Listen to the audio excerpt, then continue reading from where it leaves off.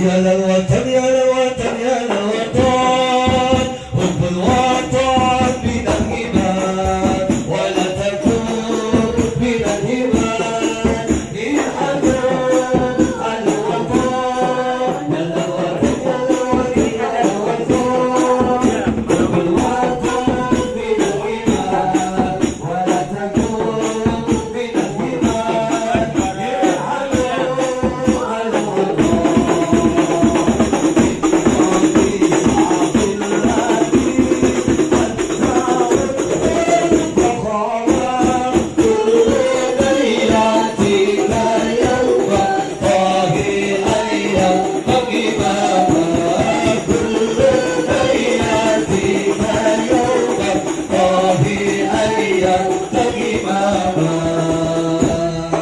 Pusaka hati wahai tanah airku, cintaku dalam imanku, jangan harapkan nasibmu, bangkitlah hei bangsaku.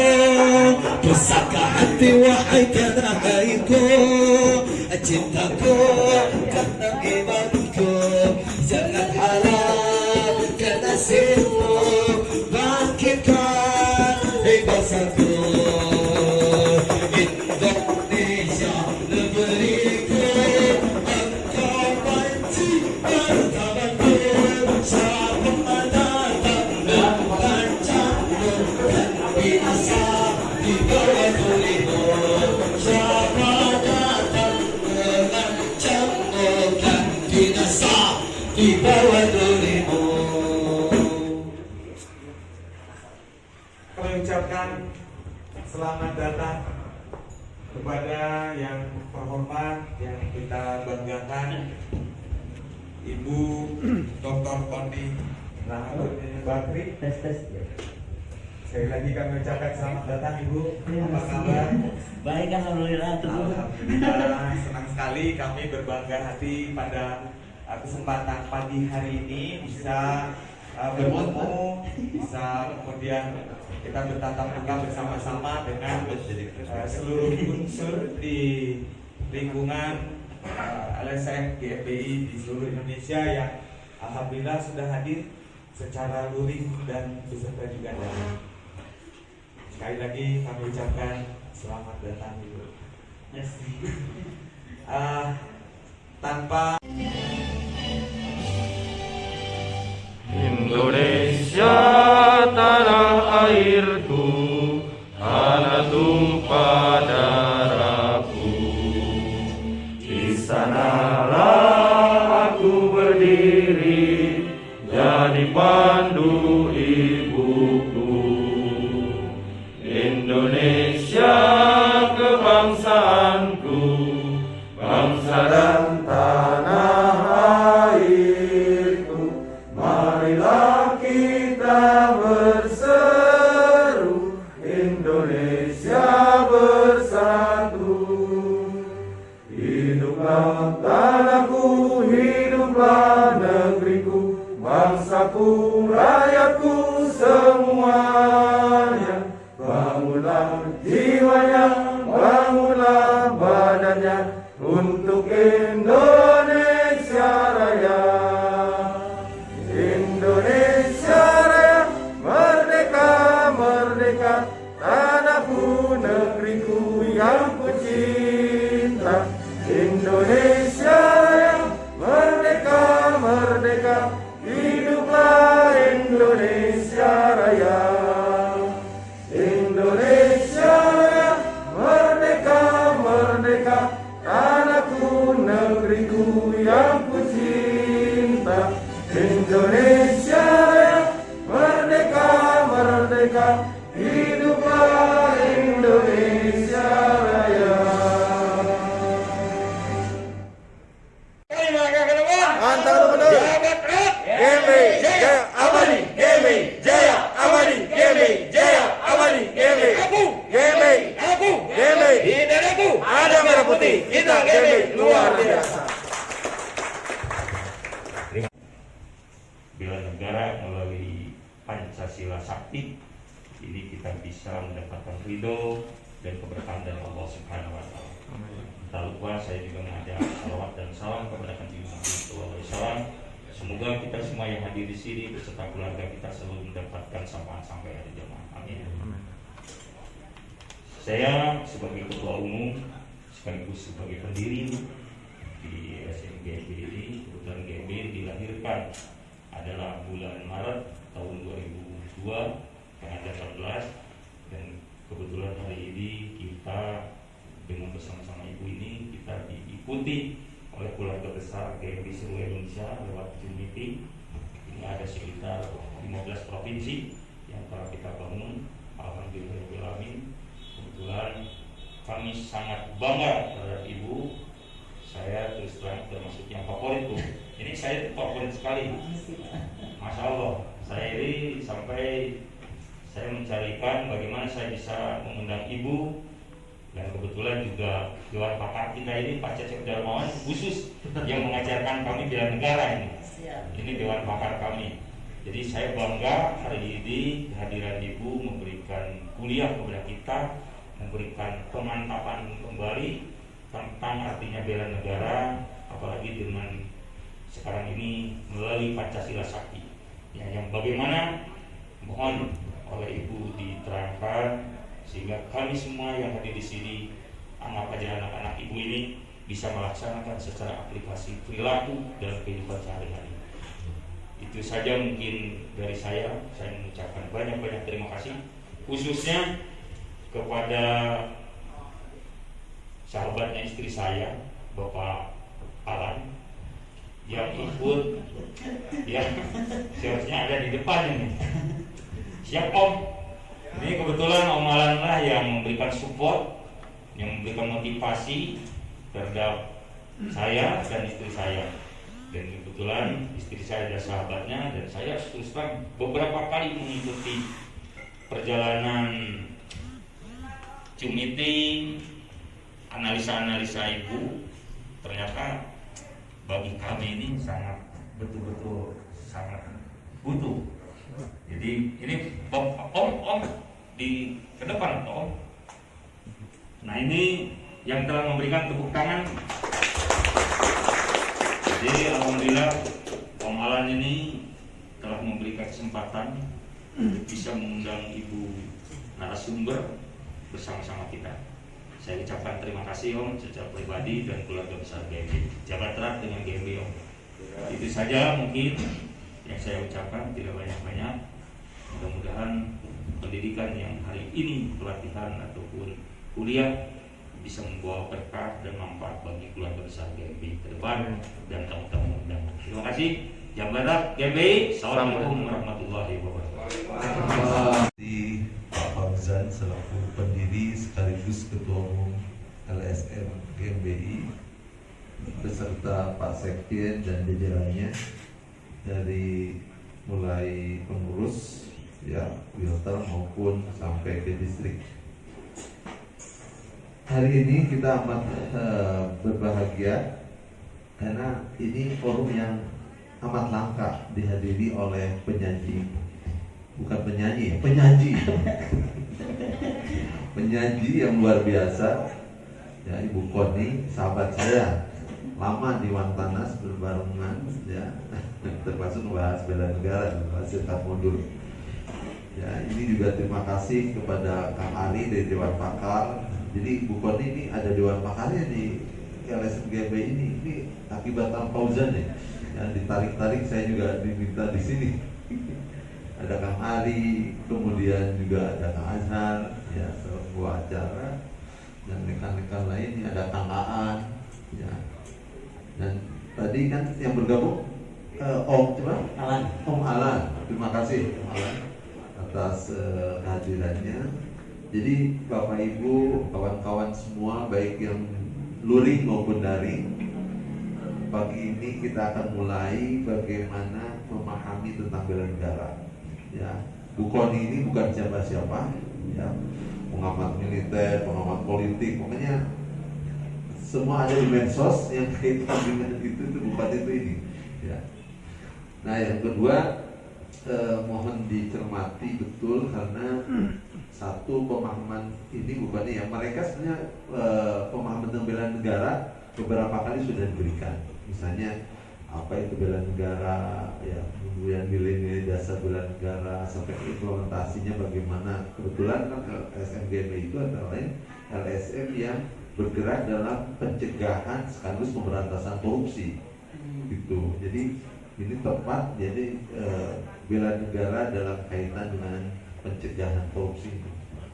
Nah, untuk itu saya tidak akan lama-lama, ya, kita dengar saja bersama bagaimana paparan dari Ibu Dr. Koni ini, ya, mudah-mudahan bisa diserap dengan baik dan diimplementasikan dalam kegiatan ini. Kami persilahkan. Tepuk tangan. Shalom, Swastiastu, nama budaya, selamat pagi semuanya, Sampurasun. Terima kasih Pak Ketua Umum telah mengundang saya dan berdiri juga ya. Nggak mudah loh bikin organisasi sebesar 1,2 juta kalau nggak salah pesertanya. Itu pasti tidak mudah dan sebuah perjuangan panjang. Jadi sebenarnya saya tuh di sini malu loh Pak, harusnya baik ngajarin bela negara Pak Ketua Umum, saya malah mendengarkan. Karena saya tahu betul berorganisasi apalagi sampai sebegitu banyak orang itu tidak mudah. Artinya kemampuan kepemimpinannya, leadershipnya sudah sangat teruji. Kemudian juga Prof. Cecep, iya kami kawan di Wantanas, kami sama-sama sering di Pokja. Dan beliau ini malah yang membuat modul bela negara. Sebenarnya sih udah dewanya bela negara Pak. Ada Om Alan dan semua susunan organisasi yang saya tidak sebutkan satu persatu, Pak Sekjen dan lain-lain. Terima kasih Pak Ari pagi ini pakai baju begini Pak, saya sangat apresiasi itu karena menurut saya salah satu dari menegakkan bela negara itu adalah kita menghormati adat istiadat budaya kita yang jangan sampai Ini baju keseharian Pak Ari begini. Makanya hebat ini teh. Saya sendiri pengagum tapi belum bisa pakai kebaya tiap hari Pak. Sebenarnya saya itu waktu awal Pak Ketua Umum diminta sama Ibu Aziza itu bicara tentang intelijen dan bela negara. Tapi saya sampaikan kalau terkait intelijen itu agak sensitif karena ada beberapa hal yang memang tidak bisa terlalu umum, nanti saya kesalahan. Makanya karena itu saya kaitkan kepada dua hal. Hari ini pertama adalah kita masih dalam euforia Hari Kesaktian Pancasila. Yang kedua, seperti diketahui Presiden sedang mendarat tadi pagi sudah di Hussein dan sekarang sedang di Batu Jajar, sedang meresmikan bela negara yang kloter pertama yang dari Juni kemarin. Jadi memang momentumnya sangat tepat. Pas. Saya mungkin akan cerita aja deh, nggak usah serius-serius banget ya Pak ya. Pak Ketum kalau serius-serius banget ntar dituduh malah jadi ngantuk. Terus saya ada Sunda-Sundanya Pak, jadi bisa bahasa Sunda sakit. Saya boleh buka aja karena saya nggak biasa bicara pakai ini lah. Dan ini kan terbuka kok, bagus sebenarnya. Oke. Pertama saya tuh ingin mengingatkan saja bahwa mungkin yang sudah banyak dilupakan orang itu adalah Pancasila sebagai nilai bangsa. Dia itu norma fundamental gitu. Kemudian bagaimana dia mendahului peruntutan konstitusi dari negara kita dan bagaimana sebenarnya kemudian menggarisbawahi fungsi dan kemampuan negara kita. Nah, buat saya Pancasila itu adalah sebenarnya bagaimana bangsa ini menegakkan supremasinya, kepentingan nasionalnya untuk menjadi gitu, melalui Pancasila. Menjadi bersatu, itu menjadi penting, menjadi berdaulat, menjadi adil makmur, menjadi merdeka. Banyak hal yang meragukan misalnya tentang Pancasila ini sebenarnya Bung Karno dapat dari mana sih gitu, ideologi ini dapat dari mana?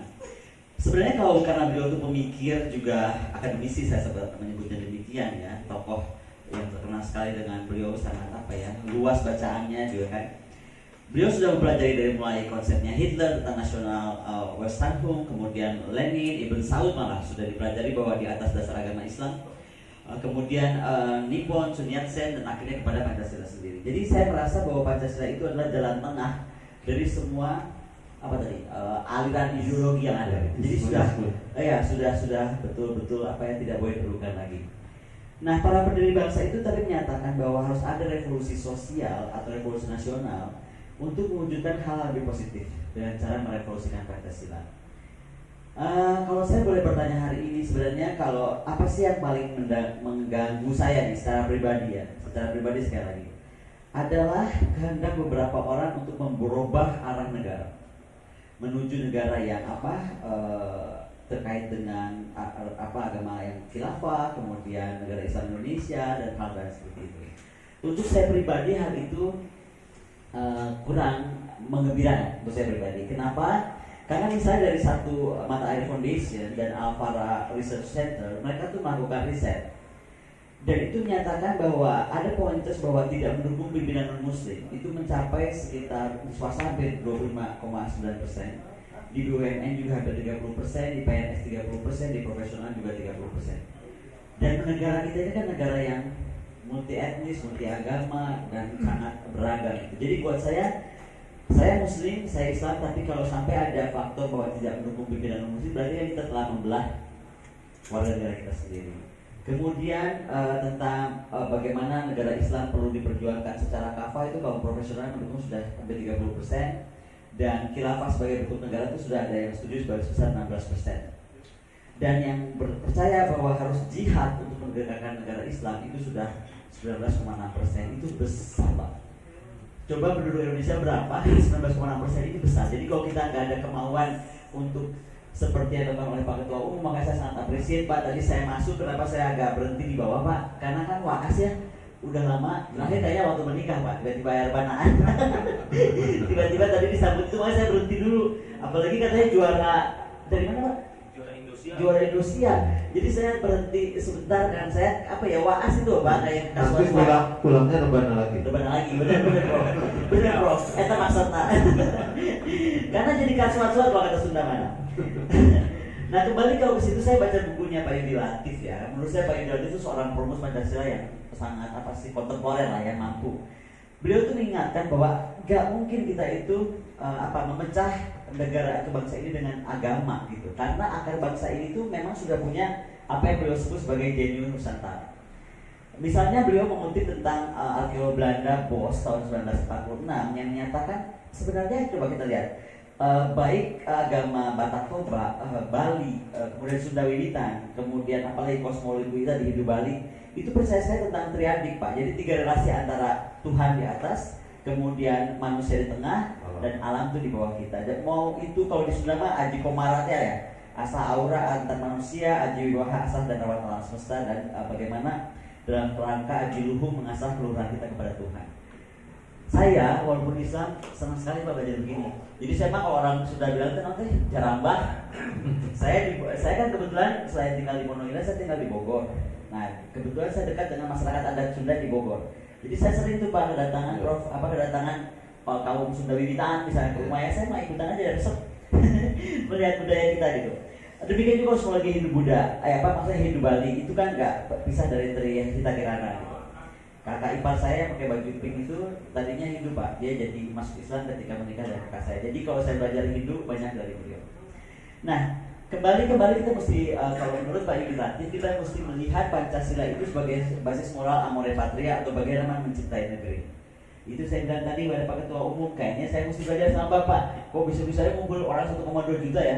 Itu kan gak gampang, dan ini kelihatan semangatnya, apalagi tadi sangat militaristik lah kalau saya lihat gitu. Nah ini kan intinya mau meleburkan semua kepentingan golongan, pribadi dan apapun untuk kepentingan bangsa seperti Prof sudah sampaikan, apalagi lebih fokus Prof ya untuk anti korupsi ya. Itu kan bagus sekali gitu, karena gak banyak yang bergerak situ. Tapi intinya Gunung Komuni ini memiliki 4 fungsi. 1, melindungi segenap bangsa dan seluruh tumpah darah, kemudian memajukan kesejahteraan umum, mencerdaskan kehidupan bangsa, dan sekali lagi menertibkan dunia untuk kedamaian abadi. Dan ini nggak mudah. Apalagi saya ada di dunia pertahanan Pak. Saya tuh selalu melihat komponen atau apa yang paling dibutuhkan oleh negara itu nggak bisa kita lepaskan antara geographical influence, posisi geografis kita, kemudian economic influence, kemudian cultural influence, dan yang paling penting itu military. Saya nggak tahu kenapa bangsa ini tuh kalau bicara tentara tuh kayaknya kalau bahasa Inggrisnya tuh high hanging fruit gitu. Jadi sensitif, nggak mau dibahas atau takut untuk membahas gitu. Makanya nggak banyak Pak Ketum yang berani bicara terbuka tentang pertahanan, apalagi mencoba mengkritisi dan mencoba memberi masukan. Itu nggak banyak. Karena resistensinya juga besar, karena kan ini ngerti dari mana sih ngomongin pertahanan. Alhamdulillahnya pendidikan saya memang latar belakangnya sama semua gitu. Sampai saya berkesempatan ke Israel juga itu karena program dokter saya kan. Akhirnya saya merasa walaupun saya masih banyak belajar, kayaknya agak paham pertahanan ya Prof.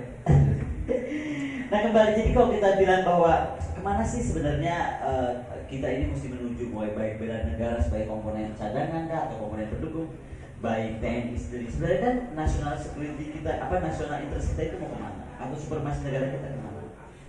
Saya mau mengingatkan saja, kita ribut aja dari Cina lah, dari Cina Selatan, ada Amerika lagi ke sini. Sebenarnya betulkah hanya Cina dan Amerika? Enggak tuh gitu. Karena sekarang ini sejak tahun lalu, kebetulan saya baca batu di DPU, kami terima dokumen-dokumen resmi tentang buku putih mereka, misalnya buku putih Inggris yang kemudian to Asia Pacific, kemudian Macron dengan kebijakan The Grand Puissance of Asia Pacific, jadi menganggap beliau itu negara besar di Asia Pasifik. Berapa penduduk Prancis ada di Asia Pasifik? Hanya 1.200 orang. Tapi deploymentnya, nanti akan saya lihatkan petanya, bagaimana dia deployment kekuatan laut, udara, dan daratnya itu untuk menjaga kepentingan 1.200 orang itu. Nah, ini yang mungkin kita belajar tentang apa sih makna dari national interest dan national aim, itu yang mungkin ke sana. Kemudian bagaimana strategi yang harus kita tuju. Permasalahannya kita itu sekarang menurut saya sensitif untuk membahas tadi militer. Jadi maunya itu yang dari militer aja, yang dibahas ekonomi gitu, atau apa sih politik gitu kan. Kayak kita lihat ASEAN Political Security Life itu banyak bener yang sudah jalan. Kemudian ASEAN Cultural, ya kan, jalan banyak. Coba ASEAN yang terkait defense kan nggak ada bro. Kayaknya pada alasannya kamu bikin pangkal atau apa, tapi menurut saya kan kita nggak bisa juga hidup sendiri gitu. Jadi itu ada menjadi masalah. Nah kalau kita bicara tentang ancaman gangguan hambatan dasar ontologis, maka saya tuh menarik instrumen kekuatan bangsa itu harus menarik kekuatan potensial bangsa supaya kita jadi bangsa pemenang ya. Kita lihat dua di bawah itu. Next. Karena ada komponen national power yang nggak bisa kita hindari, yaitu population. Dan population ini berhubungan dengan teknologi, leadership, diplomasi, ideologi, geografi, and so forth. Saya nggak akan jawab. Tapi kalau kita lihat undang-undang bela negara, next, saya tuh ngerti, ya berdasarkan asas, tujuan, kesemestaan, kejuangan, gotong royong, legalitas. Kalau saya ditanya saya nggak bisa jabarkan, yang bisa jabarkan Prof Cecep, ya boynya. Nah kalau saya masih simpel melihatnya Prof, next, kunaon sih kita nggak balik ke Wamil tahun 61? Nah, karena buat saya lebih puguh gitu. Kalau kita tanya Wamil itu apa sih? Dia kan asalnya Malawa ya, Walawa, wajib latihan mahasiswa di tahun 59. Dan kemudian saat demokrasi terpimpin, kita tuh perlu menghadapi hubungan luar negeri yang menggugah semangat patriotisme. Maka kemudian didaur ulang ya, menjadi resimen mahasiswa next. Nah, coba next lagi. Coba, keren kan? Ini defile pasukan resimen mahasiswa Maharman Bantaran ITB sepanjang jalan Asia Afrika tahun 65 menuju alun-alun. Saya melihat mereka lebih respect. Kenapa? Karena menurut saya mereka dididik betul menjadi bela negara seutuhnya. Pertanyaan saya sekarang dengan bela negara yang cuma dididik 3 bulan, tapi itu ujung-ujung udah pakai baju loreng, saya tuh agak khawatir masalah deployment, Pak. Walaupun katanya di bawah Kodam dan lain-lain gitu. Kemudian pertanyaan saya yang ketiga, Prof. Ini kan diambil dari elemen masyarakat, elemen usaha ya. Kemudian baru elemen pendidikan. Jadi agak pakujut. Nggak tahu, saya membayangkannya tuh organisasinya agak ribet gitu. Kenapa saya balik ke Menwa? Sebentar, kita balik ke sini. Dampak hilangnya Wamil dulu deh. Ketika Wamil dihilangkan dari Indonesia, maka kemudian generasi muda ini sepertinya, atau dimanapun lah Wamil itu hilang, ada ada rasa bela negara yang berkurang, ada penghormatan kepada simbol-simbol negara juga yang berkurang. Kalau Wamil itu dihapuskan, bukan cuma di Indonesia. Next. Nah, sekarang memang ada masalah pro kontra tentang wajib militer. Yang pro itu seperti Jean-Jacques Rousseau, dia percaya bahwa setiap warga negara itu wajib berpartisipasi. Kemudian Aristoteles, dia bilang wajib militer itu sebenarnya erat, nggak bisa pisah dari tatanan politik negara. Kemudian Machiavelli, dia bilang bahwa wajib militer itu harus karena tentara profesional itu malah bisa membelah persatuan, karena dia ambil contoh Italia. Nah kemudian William James, dia bilang bahwa itu adalah tanggung jawab generasi muda kepada negara. Kemudian Jonathan Alter yang dia bilang bahwa menciptakan kesadaran sosial dan kesadaran kelas itu bisa dihapus dengan adanya Wamil. Saya mau fair Pak, ketika sebagai akademisi saya bicara, saya mau bilang juga ada juga yang nggak setuju wajib militer. Siapa tuh? Next. Misalnya ada yang asalnya dasarnya agama atau filsafat yang menganggap isu perang itu tidak populer atau akan bertabrakan dengan isu gender. Kemudian ada juga yang melihat kenapa sih mesti pasukan tempur militer di Finlandia tuh ada ini Pak, Sivila Pavelius, dia itu layanan sipil alternatif. Kemudian ada di Austria dan Swiss juga dia berbeda. Intinya banyak hal orang tidak percaya kepada Wamil lagi karena dianggap ini adalah pelanggaran HAM. Jadi negara membuat warganya menjadi pasukan kombatan, itu melanggar HAM. Nah, disitulah sebenarnya Prof, saya tuh merasa bela negara sekarang tuh posisinya di mana? Dia cuma 3 bulan dididik, ya kan? Betul nggak? Iya. Wamil kan beda gitu kan, itu satu. Nah, kedua, ada komponen bela negara yang bersifat semesta itu, dan Komcat itu menurut saya next harus bisa mensinergikan antara otot, watak, dan otak. Karena ketika dia punya otot, dia wataknya nggak bagus, ya nggak jalan juga gitu. Atau dia berpikir pendek model orangnya, itu juga jadi nggak bagus, akan mudah dia diperalat orang gitu. Padahal kan bahaya gitu.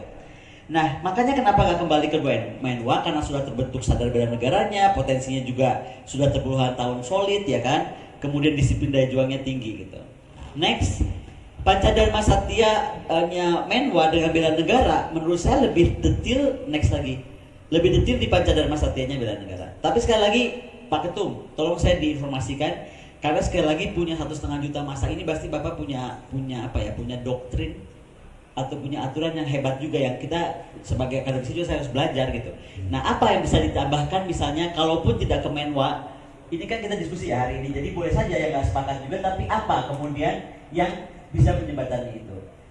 Next, kembali saya coba percaya bahwa bentuk bela negara apapun itu melahirkan pemimpin, dan pemimpin itu lahir dari bentuk kemahiran. Kemudian kemahiran itu lahir dari karakter itu kemudian berasal dari pendidikan, dan bagaimana sebenarnya pendidikan itu mempengaruhi posisi dan situasi sebuah negara. Intinya organisasi Menwa next itu akan lebih mudah. Saya cuma ingin tahu bagaimana nanti benturannya dengan bela negara yang ada terhadap Menwa kalau ada. Karena menurut saya kalau Menwa itu lebih jelas organisasinya. Kalaupun ada konsolidasi organisasi itu mesti mungkin yang dulu dan sekarang ditengahi. Intinya saya khawatir tentang kaidah pembinaan, kaidah strategi diklatnya, kebijakan organisasinya, pusat datanya. Itu mungkin yang harus kita pikirkan, karena saya nggak bayangkan misalnya satu daerah ada 100.000 aja, satu provinsi ada 400.000. Saya lupa ya, kalau nggak salah Pak Menhan itu targetnya satu provinsi itu 400.000 Pak, Komcat itu. Bayangkan berapa provinsi kali 400.000. Ini kan tentara Pak, bagaimanapun tanda kutip nih, ini pasukan gitu loh. Bagaimana mau organisasi pasukan seperti itu? Ya, itu nggak mudah. Makanya saya pikir saya juga hadir di situ merupakan kebanggaan karena bisa dekat dengan ketua umum yang punya 1,5 juta masa. Saya hashtag dapat setengah liur. Nah, sebelum saya tutup saya cuma mau bilang bahwa gini, saya nggak mempersoalkan itu, kan pandangan saya. Kalau saya mau itu Menwa, saya mendukung apa yang dilakukan oleh PNPI misalnya, saya mendukung apa yang dilakukan oleh GMBI, saya mendukung juga oleh pasukan-pasukan lain. Tapi kekhawatiran saya, jangan sampai pasukan apapun itu bisa didrive oleh kepentingan politik. Ya, karena yang paling sekarang saya perhatikan, sebuah idealisme dan sebuah ideologi ketika dihadapkan pada uang, semua bisa bergeser. Saya sebagai akademisi mengalami Pak ya, ini saya mau curhat ya. Satu hari ini ada seorang rekanan mau masukkan sebuah senjata. Saya kan kenal semua rekanan Pak, karena saya pernah di Dewan Pengawas Industri Pertahanan Swasta. Saya makan siang, namanya diundang makan siang kan kita hormat ya Pak ya. Ngomong-ngomong, tahu-tahu Prof tahu nggak? Bu Koni katanya, ini flash disknya, ini dokumennya katanya. Tolong Ibu besok masukkan ke mana media, tulis nama Ibu.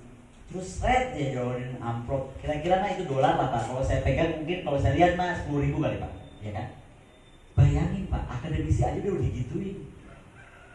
Saya mah langsung pergi Pak, tinggalin. Alhamdulillahnya saya nggak tertarik 10.000 itu Pak. Mungkin kalau 100.000 saya tertarik, nggak ada yang boleh. Boleh Pak. Tapi maksud saya teh usaha gitu tuh udah masuk ke akademisi. Apalagi ke Bapak Ketua Umum yang punya pasukan 1,5 juta, atau pasti Bapak tadi takutin. Nah, maksud saya teh hati-hati. Jadi kembali, kepentingan nasional itu harus ada segalanya. Jadi saya tuh betul-betul akhirnya saya pahami, oh jadi Ratu Kalinyamat itu dia betul-betul memikirkan kesultanannya. Ya, kita anggap sekarang negara ya. Dan si Portugis, balik lagi Ratu Kalinyamat Pak, si Portugis itu nggak pernah attack si Kalinyamat. Kalinyamat mah di depan, di tengah-tengah. Yang dia attack sama Portugis tuh Aceh, Kesultanan Aceh, sama Kesultanan Maluku itu karena rempah-rempah. Bapak percaya nggak Pak? Kesultanan Aceh zaman itu udah bagian dari Sultan Ottoman, udah punya hubungan erat dengan Ottoman. Tapi kalau Ottoman dipulih pasukan kan lama. Jadi dia minta bantuan Ratu Kalinyamat. Si Hitu berantem sama Sultan Tidore, minta dua Kalinyamat. Jadi yang mau saya bilang, kenapa ya si Kalinyamat ini hebat banget dari perempuan satu ya? Karena saya pikir itu, dia merasa walaupun Portugis tidak attack dia, itu attack tetangganya yang akan berimplikasi ke dia. Makanya saya harapkan kita sekarang nggak terbawa-bawa media asing yang anti China. Sebenarnya mereka anti China itu bisa mereka gantiin apa dengan China gitu. Orang dia aja utang ke Cina-nya banyak banget gitu loh. Jadi jangan-jangan nih anti Cina oleh luar ini digaung-gaungkan supaya mereka nggak bayar hutang ke Cina. Boleh aja dong saya bikin begitu. Ya hutangnya panggedean tuh. Nah, jadi yang saya nggak mau pokoknya begini, Indonesia dipakai menjadi pijakan untuk menyerang posisi lawan yang sebenarnya kita nggak perlu lawanan sama dia. Apalagi menurut saya Cina lebih dekat daripada Amerika 8.000 mil, Pak. Itu 8.000 mil jauh banget. Dan saya nggak sepakat sama Hillary Clinton ketika menyatakan kepentingan angkatan laut Cina Selatan itu adalah kepentingan nasional Amerika Serikat. Bayangin nggak, Prof? Kalau saya bilang Hawaii kepentingan nasional Indonesia, kita deploy Pak Andika kali itu lah. Coba, John angkatan laut, John angkatan udara, kan ngambek tuh orang kawasan-kawasan kita. Jadi kita juga mesti paham itu sedikit gitu. Itu bukan karena saya pernah sekolah di Cina, Pak, karena saya tuh memang jadi makhluk aneh. Saya tuh ya sekolah peran saya tuh di Taiwan. Ini saya ngaduin sedikit. Saya sekolah peran saya di Taiwan, Pak. Jadi ketika saya lulus sekolah peran saya di Taiwan. Biasanya kalau orang sudah ada paspor Taiwan, nggak akan pernah bisa masuk ke Cina, Pak. Pasti dianggap, iya kan wawancara polisi. Tapi sekolah laut Cina Selatan saya justru di Cina. Jadi saya tuh bisa melihat aspek Taiwan dengan Cina itu betul-betul balance. Bagaimana Amerika tuh memainkan Taiwan dan lain-lain itu mungkin saya lebih melihatnya bisa lebih dekat karena saya lama juga di sana gitu. Nah itu yang saya nggak mau akhirnya Indonesia satu hari terbawa kepada jebakan seperti itu.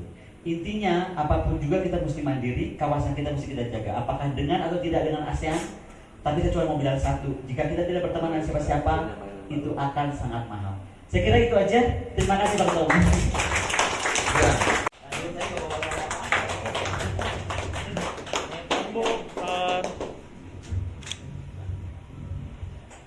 Kesini?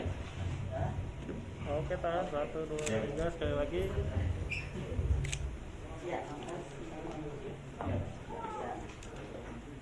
Wih, keren ini batik. Hasil. Iya. Aduh nuhun. Batik spesial. Kami kebelah. Wah, luar biasa nih. Ayo. Yuk, 1, 2. Ibu. Siap sini.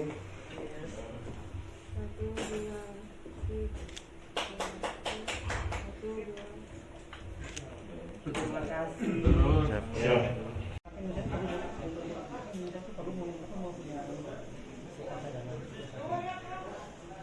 Sebenarnya semua negara tuh harus punya ya, tapi apakah bentuknya harus menjadi bela negara atau enggak itu kan keputusan negara. Tapi kalau saya sendiri seperti saya sampaikan tadi, ada hal-hal yang kita mesti reuse, recycle tadi kan, bahwa kalau memang dulu kita punya komponen wamil yang kemudian sudah nggak ada, tapi kemudian bentuk menjadi benwa misalnya kan, kenapa itu tidak dikedepankan yang utama untuk menjadi komcat. Yang kedua, ketika saya hadir di GBI hari ini, saya melihat bagaimana sikap militeristik dan doktrin yang jelas. Saya pikir organisasi-organisasi masyarakat yang betul-betul merah putih seperti GBI, kan, apalagi tujuannya juga untuk mencapai tujuan nasional sangat jelas. Ini yang menurut saya harus dirangkul juga oleh Dirjen Kothan, sehingga mereka akan lebih terangkul, lebih dapat diarahkan seluruh Indonesia loh. Ada beberapa provinsi, 12 provinsi, dan banyak lagi kan GMBI lain saya nggak tahu nih. Tapi yang pasti memakai logo bela negara itu adalah GMBI. Jadi menurut saya hal-hal seperti ini yang harusnya didukung oleh Kementerian Pertahanan, apalagi kan anggaran untuk program bela negara ini lumayan besar ya, sekitar 2 triliun. Menurut saya kalau bisa GMBI bisa diberi seragam yang kemudian juga diberi pelatihan lebih khusus, akan lebih terbentuklah cita-cita kita untuk kepentingan nasional kita itu apa dengan menggunakan daya guna dan juga daya juang masyarakat sendiri. Kalau seperti yang dilakukan oleh GBI ini bisa diaplikasikan oleh LSM lain? Itu saya nggak tahu, karena sekali lagi satu hal kelebihan dari GMBI yang saya pelajari hari ini adalah bagaimana ketua organisasi dari LSM lain bisa bergabung dan menempatkan diri di bawah satu komandonya ketua umum. Itu menjadi menarik. Jadi menurut saya kesatuan persatuan Indonesia itu ada yang mesti ditiru juga, dan dari di GMBI itu seperti kita lihat kita bisa belajar hari ini. Menurut saya ini yang saya cuma minta jaga adalah apapun LSM-nya itu hati-hati untuk disalahgunakan. karena perpecahan politik apalagi menuju 2024 dengan masa yang besar itu pasti menjadi seksi, ya kan? Jadi yang penting logo bela negara di dada itu betul-betul tetap menjadi menjadi tujuan utama. Jadi bukan lagi materi atau apapun itu. Saya kira tapi apa yang dilakukan oleh Ketua Umum GMBI ini suatu saya juga sangat surprise. Karena yang paling saya surprise itu Ketua Umum dari LSM lain yang cukup besar pun malah hampir sama besar itu bisa masuk dan menempatkan diri menjadi anggota. Jadi saya rasa GMBI semakin ke depan ini bisa semakin menarik. Makanya tadi saya sarankan kemudian menemui Dirjen Polhan karena menurut saya Dirjen Polhan juga punya kewajiban untuk kemudian merangkul LSM seperti GMBI. Apa yang harus dilakukan warga masyarakat untuk ikut melakukan bela negara? Tadi saya sudah jelaskan dalam paparan saya. Menurut saya bela negara itu nggak complicated ya. Kita berbuat yang terbaik dengan kemampuan dan kebudayaan kita itu sudah menjadi bagian bela negara selama kita meyakini ini untuk merah putih atau untuk kepentingan nasional. Jadi seperti tadi ada yang ahli obat, ya sudah berkaitan dengan obat. Ada yang ahli bapak, ada yang kemudian ahli budaya mempertahankan kebudayaan Sunda, berkaitan dengan budaya Sunda misalnya dengan kebudayaan provinsi lain. Karena misalnya yang satu mengejutkan saya pernah di Jawa Tengah itu sanggul mau dihapuskan, harus diganti tibak misalnya. Itu saya nggak setuju karena itu kan bagian dari budaya. Nah gerakan-gerakan masyarakat seperti apa yang melindungi budaya tadi itu menjadi penting. Jangan lupa tadi saya sampaikan apa pesan Pak Yudi Latif di bukunya terakhir. Memang cerita hantu itu ada di mana-mana di Indonesia, dari mulai Batak Toba sampaikan ke wiwitan di Sunda juga Bali dan lain-lain. Kita pegang itu aja bahwa ada keseimbangan manusia, alam dan Tuhan. Itu yang bisa jangan mengedepankan agama atau kelompok apapun, tapi mengedepankan Tritangsu yang harus kita jaga tadi. Saya pikir itu juga yang semangat GMBI yang saya bisa tangkap ya. Karena saya juga mengundang beberapa LSM, saya bisa lihat perbedaannya. Makanya saya salut dan saya pikir mari kita dukung dan sekali lagi kita berharap Kementerian Pertahanan akan mendukung LSM seperti GMBI. Dalam pelaksanaan dilapuskan sanggul kemudian berjilbab, apa yang harus dilakukan oleh masyarakat? Saya rasa masyarakat ya pasti harus lebih proaktif ya. Percaya tidak percaya pas Habib Rizik kemarin misalnya, itu kan karena kita berani melawan. Dari situ kan kemudian ada gerakan masyarakat kan. Jadi kita mesti apresiasi loh, kita misalnya apapun juga. Yang kedua adalah keberanian Pak Dudung. Kalau saya nggak bisa itu berapa Dudung itu menurut saya konkret langsung. Dan akhirnya kita bisa lihat semua kan, masyarakat sepakat ternyata baliho-baliho kalau bayar kalau berantakan lebih baliho presiden gitu kan. Jadi ada hal-hal yang tadinya masyarakat ragu, tetapi karena dimulai itu dengan sebuah keberanian itu bisa selesai. Saya kira itu aja. Yang penting kita punya awareness untuk saling menjaga. Misalnya masjid-masjid itu yang saya tahu sekarang banyak sekali masjid-masjid disusupi gerakan-gerakan aneh-aneh, malah yang bangun masjid juga bisa masuk masjid tersebut. Itu kan banyak terjadi di beberapa tempat. Nah masyarakat mesti sensitif dan kemudian menolak gerakan-gerakan seperti itu. Saya kira jadi yang paling penting adalah awareness ya. Jadi awareness yang kemudian tapi juga nggak main hakim sendiri. Lebih baik kemudian dilaporkan kepada aparat, kan sekarang sudah ada aparat terdekat yang selalu melakukan. Jadi juga jangan sampai juga ada main hakim sendiri juga itu. Saya kira ini bisa misalnya memandirikan masyarakat seperti mandiri pangan, misalnya contoh bisa tiba-tiba melihara embek misalnya nih, atau kemudian pertanian atau apa yang kemudian punya di beberapa provinsi. Cabang-cabang ini akan sangat membantu Menteri Pertanian kita menuju swasembada pangan misalnya. Karena kedepan ini yang paling masalah adalah energy security dan food security Pak ya. Nah, jadi kalau terkait food security saya kira Pak Menteri Pertanian itu gerakannya juga demikian masif sekarang dan itu mungkin bisa dibantu organisasi seperti GMBI gitu. Jadi itu juga salah satu bentuk bela negara kan, bagaimana partisipasi masyarakat yang langsung gitu. Dan memang itu bagaimanapun masyarakat itu selalu, saya rasa kalau terkait kepentingan nasional itu mereka selalu siap. Cinta tanah air juga selalu siap, tapi nggak punya komando. Jadi kalau punya LSM seperti GMBI yang bisa menggerakkan, kemudian punya pemimpin yang pemimpin yang karismatik ya. Bagaimanapun pemimpin segini orang itu nggak gampang, apalagi beberapa provinsi itu mesti kita manfaatkan betul dari itu. Tapi sekali lagi saya cuma titip organisasi sebesar ini, sehebat ini, tolong dijaga jangan sampai terkontaminasi oleh bentuk-bentuk yang tidak menuju satu kepentingan nasional. Itu aja. Terima kasih ya.